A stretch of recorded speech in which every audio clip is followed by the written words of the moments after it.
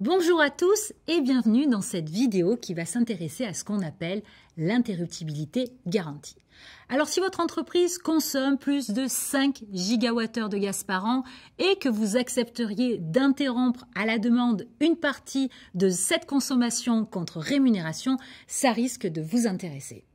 Pour commencer, sachez que l'interruptibilité garantie est l'un des dispositifs mis en place par les pouvoirs publics pour permettre une réduction de la consommation de gaz au cours de l'hiver.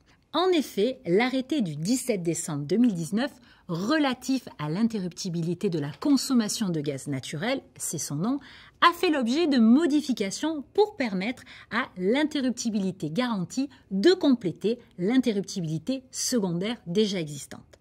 Bref, les grands principes sont posés, on vous explique maintenant comment ça marche.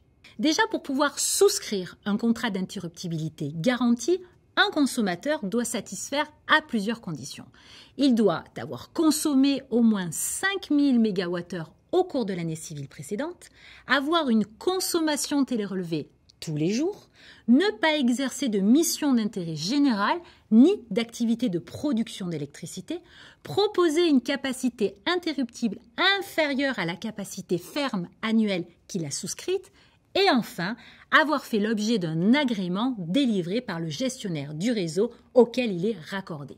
Pour info, et c'est important, l'agrément en question est conditionné à la mise en place par le consommateur de moyens permettant de le joindre à tout moment pour lui transmettre les ordres d'activation de l'interruptibilité garantie.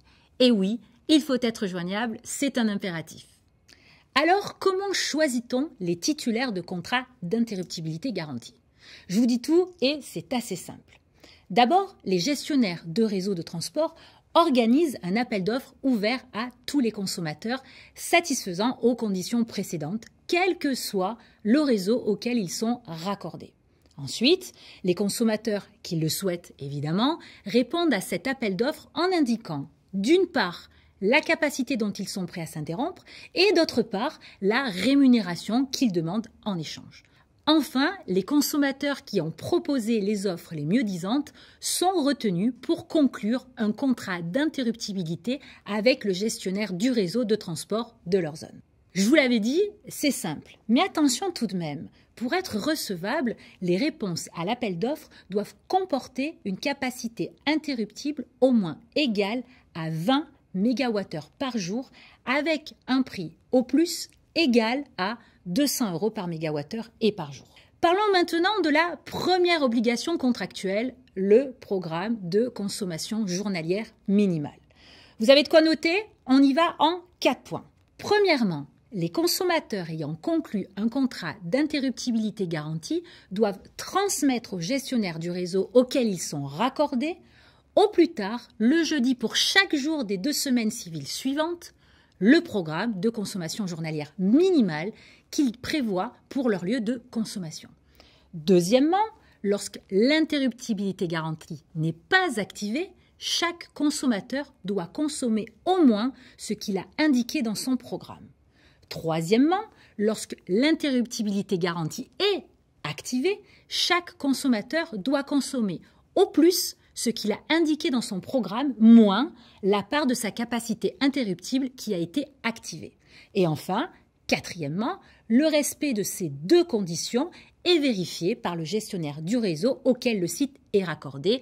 À noter que leur non-respect entraîne des pénalités financières qui viennent en déduction de la rémunération prévue dans le contrat d'interruptibilité garantie souscrit par le consommateur, et ça, c'est bon à savoir. On va maintenant s'intéresser aux conditions de mise en œuvre de l'interruptibilité garantie. Si la situation l'exige, le gestionnaire de réseau de transport émet un ordre d'activation pour les lieux de consommation raccordés à son réseau, puis demande au gestionnaire de réseau de distribution d'émettre à leur tour un ordre d'activation, cette fois à l'attention des lieux de consommation raccordés à un réseau de distribution.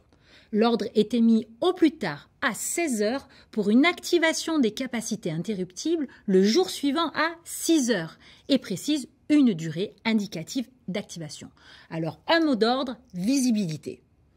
La durée d'activation des capacités interruptibles est comptabilisée depuis 6 heures à la date figurant dans l'ordre d'activation jusqu'à la date et l'heure de réception de l'ordre de fin d'activation. Petite précision, il peut y avoir au plus 2 activations entre le 1er avril d'une année et le 31 mars de l'année suivante. Et pour conclure, la durée de chaque activation ne peut être inférieure à 24 heures et leur durée cumulée ne peut excéder 240 heures, soit l'équivalent de 10 jours par an. J'ai dit pour conclure, mais on va quand même s'intéresser aux règles de rémunération de l'interruptibilité garantie. C'est parti! Tout d'abord, souscrire un contrat d'interruptibilité garantie vous permet de diminuer le montant que vous payez au titre de la compensation stockage.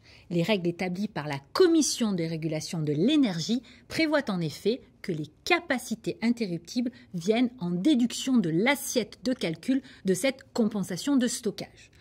Au passage, si vous souhaitez en savoir plus sur la compensation stockage, vous pouvez consulter la documentation disponible sur le site grdf.fr.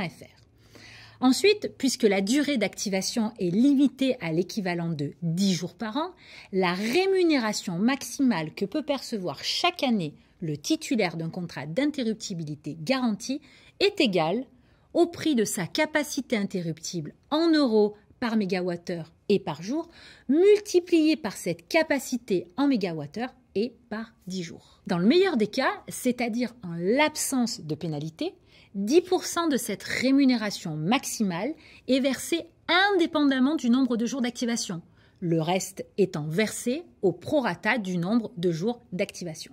Les pénalités prévues peuvent être déclenchées hors période d'activation, en l'occurrence pour chaque jour où le site consomme moins que ce qui figure dans son programme de consommation journalière minimale, comme en période d'activation pour chaque jour où le site consomme plus que ce qui figure dans son programme, moins la part de sa capacité interruptible qui a été activée. Tout est clair? On va quand même prendre un exemple concret. Alors, s'agissant du calcul de la rémunération de l'interruptibilité garantie, imaginons qu'un consommateur ait conclu un contrat d'interruptibilité garantie pour une capacité interruptible de 100 MWh au prix de 150 € par mégawattheure et par jour. S'il n'encourt aucune des pénalités prévues et s'il y a activation de l'interruptibilité garantie pendant 10 jours et que cette activation porte chaque fois sur toute sa capacité interruptible, ce consommateur percevra sur 12 mois au maximum 150 € par mégawattheure et par jour fois 100 MWh interrompus fois 10 jours. On fait le calcul, 100 MWh sur 10 jours égale 150 000 €. Et donc, au minimum, s'il n'y a aucune activation de l'interruptibilité garantie pendant les 12 mois, il percevra 15 000 €. Voilà, vous savez tout. On espère vous avoir donné envie de vous lancer. Allez, à très bientôt!